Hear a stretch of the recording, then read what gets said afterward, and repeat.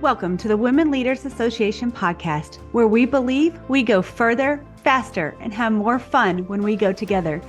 Be sure to tune in each week to hear an empowering message from the world's top women executives, trailblazers, entrepreneurs, and all-around fierce female leaders. I'm your host, Julianne Kirkland, and I will be taking you on a deep dive of each message to equip you with the principles, strategies, and tools you need to start crushing your goals, increasing your impact, creating work-life harmony, and did I mention have more fun? Because when you love what you do it better. The Women Leaders Association is the world's largest women executives association with over 30,000 women in executive and leadership positions who are committed to the development and advancement of women in the corporate arena. If you would like to get involved in a Women Leaders Association chapter, would enjoy daily podcasts, or you desire to become a part of the Women's Mastermind group near you, simply go to womenleaderspodcast.com. Now let's tune in for this incredible message.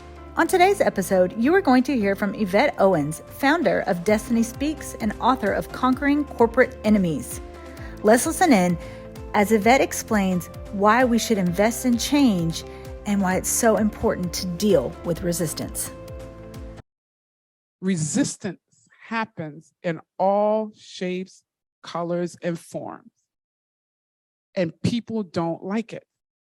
We didn't like the fact that our team was actually going to be broken up because of change in the way the organization wanted to really handle and move forward with some things.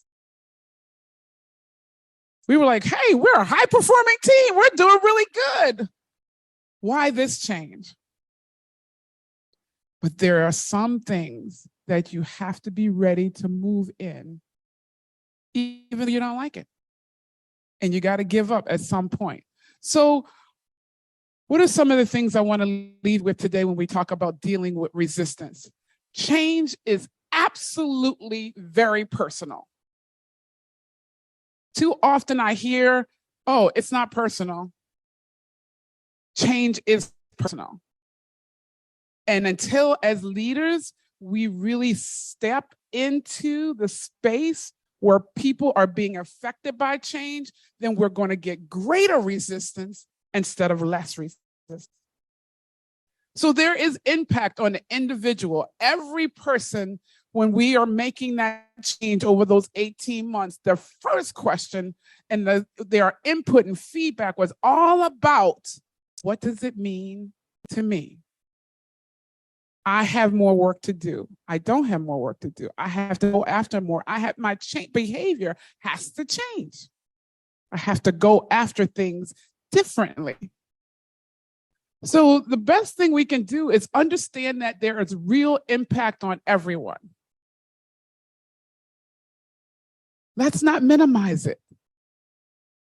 Let's not try to wash over it.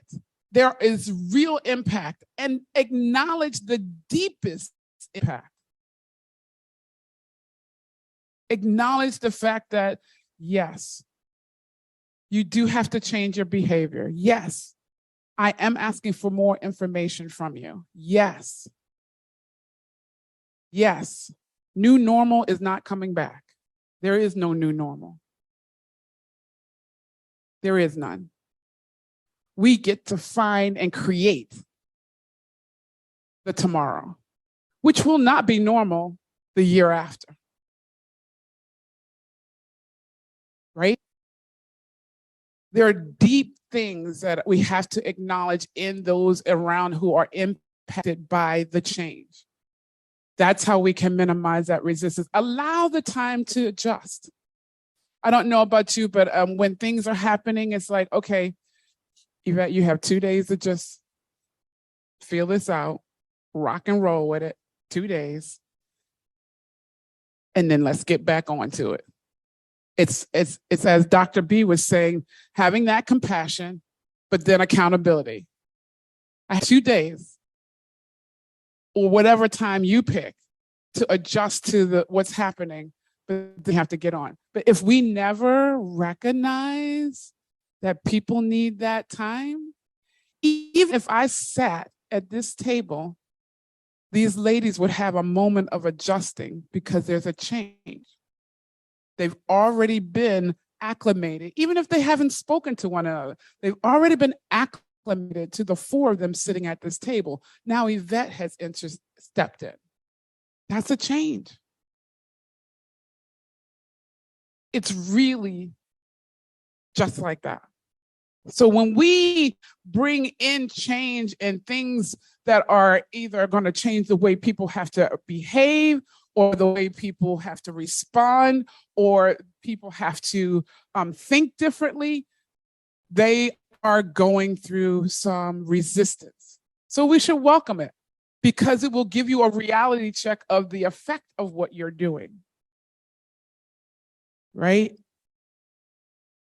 We've heard in the past about those sitting up above, or those guys over there just dictating what's happening.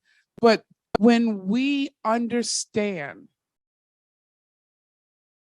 and we are invoking the change, and we are open to hearing back how people are feeling about it, it really does give us a reality check about what's happening. And then be proactive, be supportive where you can be.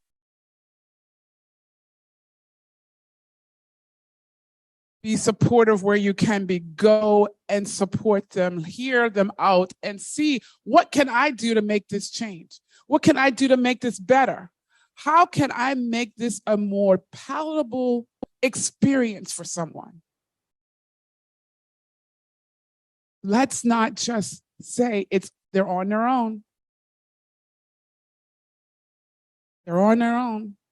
When we are doing things and going through things you want, do we not want somebody to be with us? Do we not want someone to walk through situations with us sometimes? Somebody, somewhere. Me, yes, Yvette, me. I like someone to do it with. Hey, ladies, Julianne here. We're about to take things deeper. I wonder, as Yvette was talking, if any of you had flashes, these memories that kept popping up in your mind of all the times that you have felt that turning in your stomach, all that uneasiness and that resistance to change. I know for me, I sure did. And it goes to show you how spot on Yvette was in saying that change, all change, is personal. And as leaders, we must be willing to step into that space of confusion, overwhelm, uncertainty, and whatever else could be swirling up through the mind of that person that is being asked to go through change.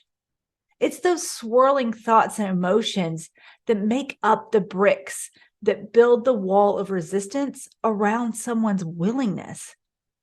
And on the flip side, if we are the ones being asked to enter into a season of change, are we willing to open our minds to understand that the resistance we feel, it's typically rooted and it grows wherever clarity lacks? I mean, think about it.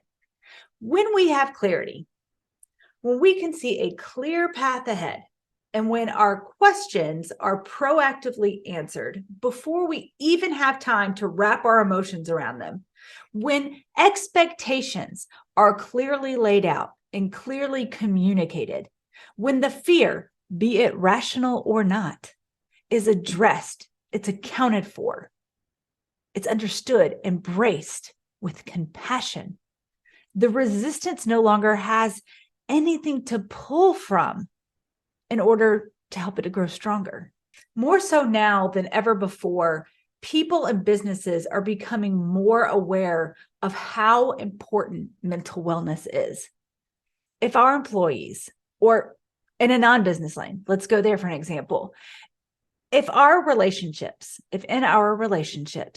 we didn't live in fear that we would be betrayed, belittled, misused, misrepresented, misunderstood, how much more freedom would we be able to live into to experience our highest potential?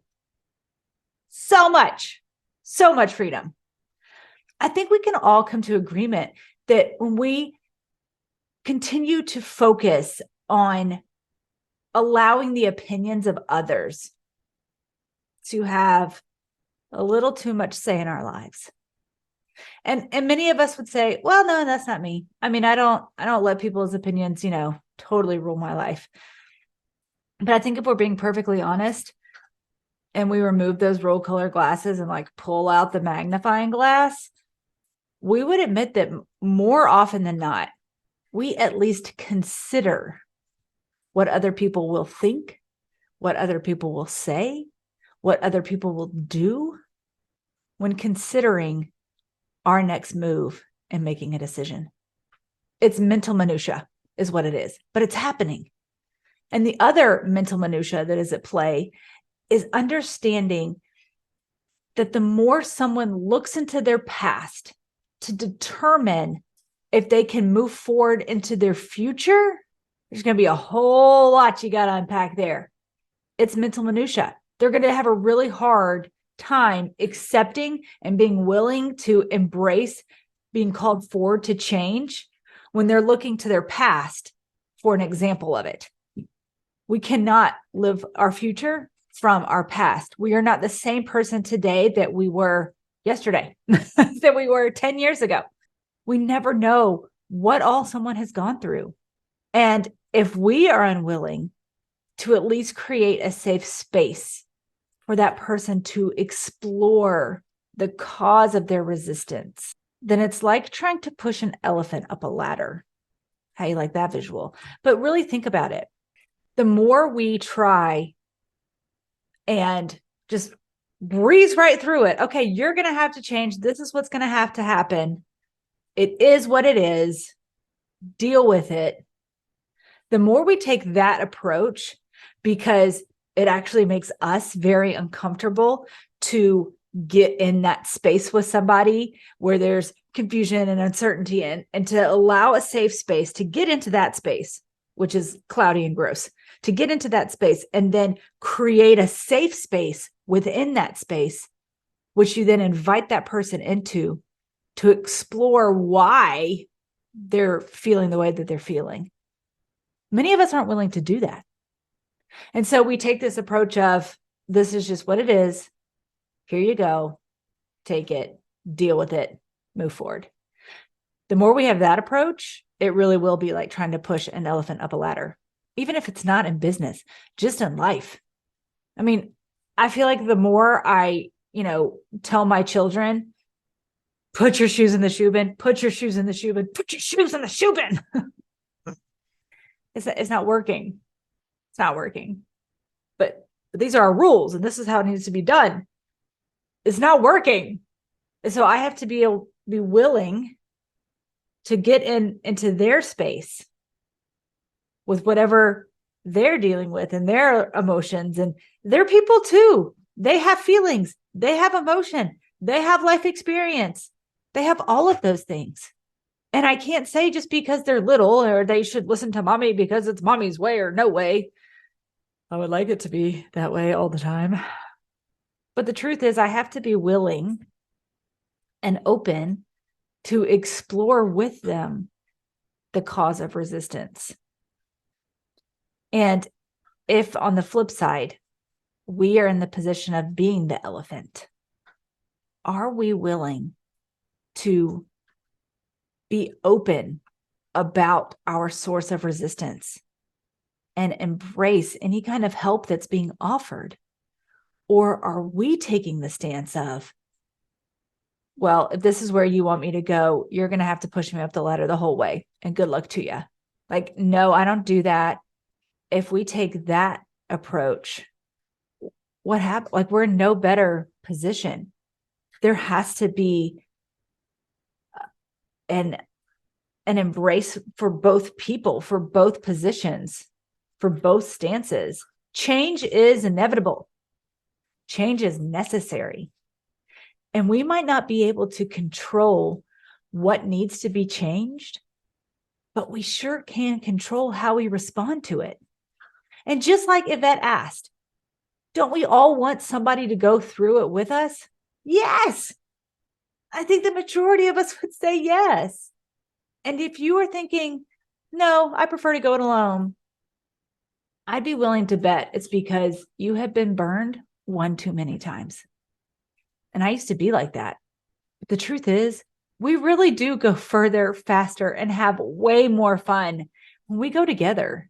We just got to do our part in making sure we are surrounding ourselves with the right kind of support system. I remember the very first mastermind group I joined, I was so worried that no one would understand where I was coming from, because here I am, I'm the quad mom, right? I have 6 kids, 4 at the same time. I have multiple businesses. Like, I have all these things going on. I was just about to publish my first book. And I'm like, nobody is going to be able to relate to any of the hard that I am working through right now. Nobody. Nobody's going to get it. But I was setting myself up for failure in going into a group with that mental minutia, right? With that perspective, that screen that I have over my eyes. It's not true, but that's what I was telling myself. And being able to say yes anyway, decide it's where I needed to be, and know that I have value to give. I'm open to receive the value of others. It allowed for this explosion of personal and professional growth. I had been in so many places where not valuing my opinion, being belittled because 1, I was a woman, 2, I was a mother, 3, I was an entrepreneur, like you name it, I was looked down on for it. I thought, okay, this is just how high achievers are. That I mean, if I'm going to join a mastermind of high achievers, this is what I'm just going to have to deal with. But I was wrong. And when you find the right group of people, the ones who actually get it, and you know that you have value and that you can receive value, everything changes. The best parts of you get to come out. And even if you're quote unquote stuck in a work environment or even in a relationship environment that is creating that resistance, that uncertainty, that overwhelm, that anxiety in your life, having a group of people you can lean on through that will help you work through all that mental minutia. Yeah, your circumstances might not change right away, but how you respond to it, that will change. And how you let it affect your joy and your peace, that will all change. People matter. People have value.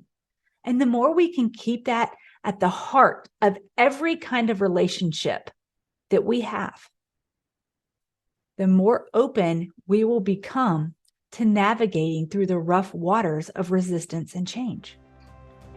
It might not always be smooth sailing, but I promise you, you will not be thrown overboard. That's all I have for you today, my friends.